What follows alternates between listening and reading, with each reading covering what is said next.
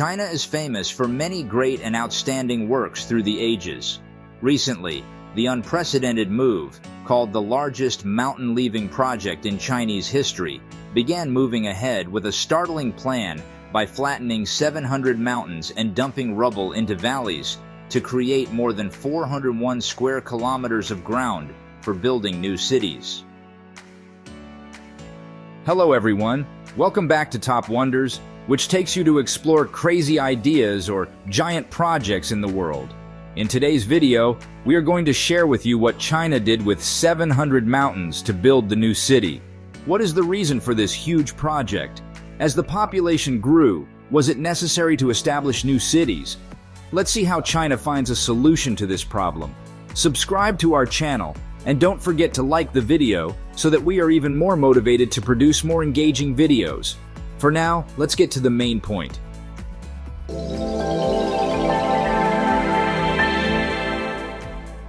More than 2,000 years ago in Daichuk country, Thachpung village was besieged by two mountains, Taihan-san and Wangak-san, in modern Henan province. Ingu Gong saw that his hometown was hindered by high mountains, causing villagers to live in poverty, so he encouraged and led his family members to move the mountains to pave the way, creating blessings for descendants. This legend speaks of the will of Ingu Gong, which has a profound philosophical meaning of education. Nowadays, displacement is quite common in China. It is approaching its climax and has controversial economic implications in terms of environment and real economic value. The idea of Chinese experts is to flatten the mountains and use that rock to pour into the valleys below, creating flat land. Tens of square kilometers of new ground have now formed in the cities of Chongqing, Xi'an, Yichang, Lanzhou, and Yan'an, some of which are expected to double their existing ground area using this method. According to calculations, the development of new urban areas in the style of leveling mountains to expand housing area will bring two benefits: earn billions of yuan through selling and renting houses, and help expand the area of land devoted to agriculture. Over the past 20 years, there has been an explosion of urbanization. 20 million more urban people appear each year, and businesses are booming. Cities are springing up or expanding at a high rate as the economy grows. The current process of urban development is a new phenomenon that is making the world admire for its scale and speed. They attract the interest of experts all over the world. People flock to new cities to admire the cities that are taking shape.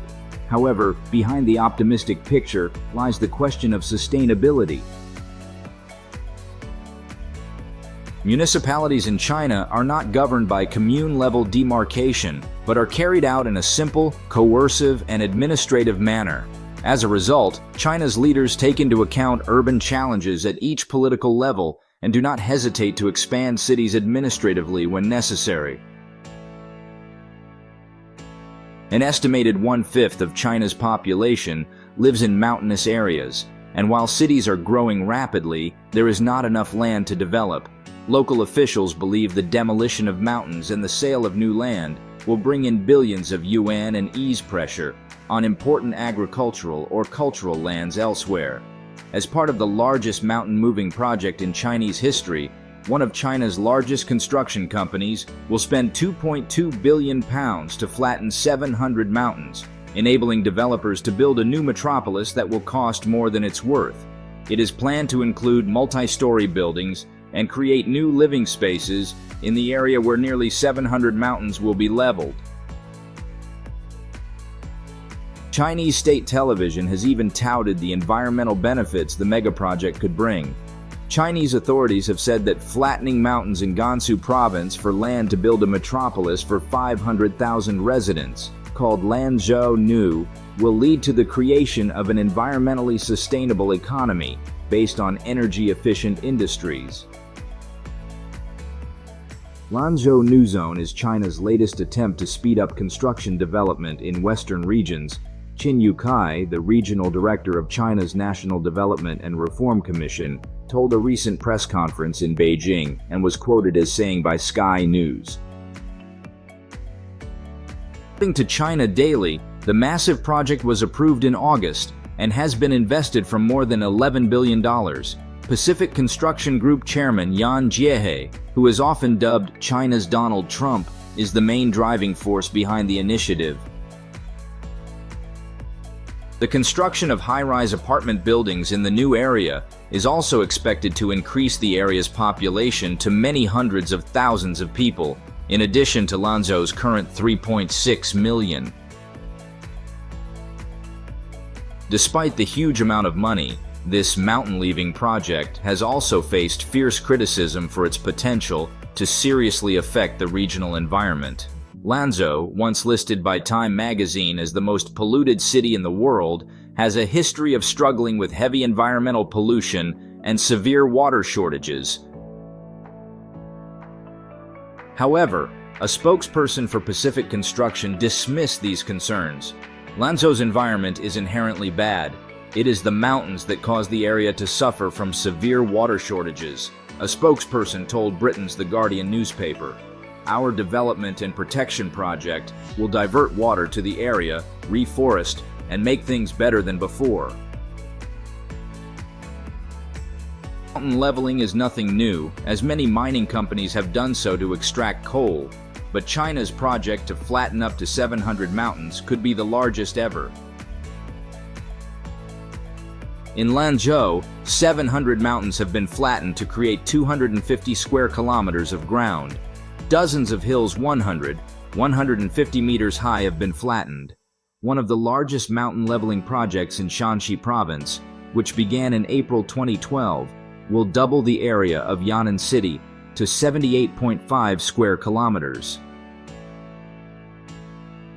The modern-day new gongs are embracing new trends, sometimes at all costs. According to international science and environmental experts, all mountain removal projects are not as simple as they seem. Chinese planners and investors rushed to develop the $16 billion program without careful consideration of all aspects, especially the environmental aspects. This year's 4/6 issue of Nature commented that the environmental, technical, and economic consequences of these unprecedented programs have not been adequately taken into account. There is little evidence for the costs and benefits of creating land using this method. According to the 3 Chinese authors, the entire process may cause an environmental and technical catastrophe due to serious deficiencies in research and expertise. Only 3 months before the start of the projects on the peaks of Duyan Mountains, it was concluded that these peaks are the accumulation of mud brought by winds for millions of years. Such weak soil can subside sharply when wet, causing structural collapse, a factor that can increase construction costs and even cause unsafety.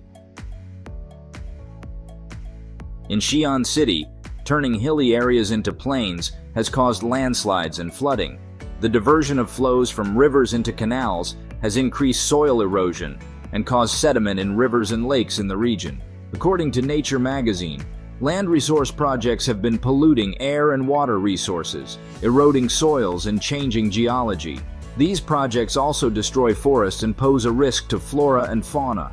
Many land sourcing projects in China have ignored environmental regulations as local governments prioritize making money over protecting nature. The funds allocated by the central government for these projects have not been sufficiently invested in scientific research. Duyan City spends only 12% of its funding on hydrogeological and geological research. On the other hand, there is still no evidence that tarpaulins for large urban development will bring big profits. The 10-year program can take decades to pay back. In addition, technically, soft ground requires at least a decade to stabilize before the construction can begin. However, projects like relocation are still happening massively. China needs to realize that the job really is not simple. China not only needs to fund research on geology and hydrogeology, but also needs to cooperate with international specialized agencies soon to come up with the right solutions. In addition, the Chinese government also needs to develop a set of rules before amputating mountains for urban construction. According to Nature magazine, Today's mountain-shifting story can only end happily if planners and investors listen to scientific advice and proceed carefully. What do you think of this plan of China? Does it really bring enormous economic benefits, or will it bring about the destruction of the ecological balance? Please share with us your opinion by leaving a comment below. For now, goodbye, and see you again in the next Top Wonders videos.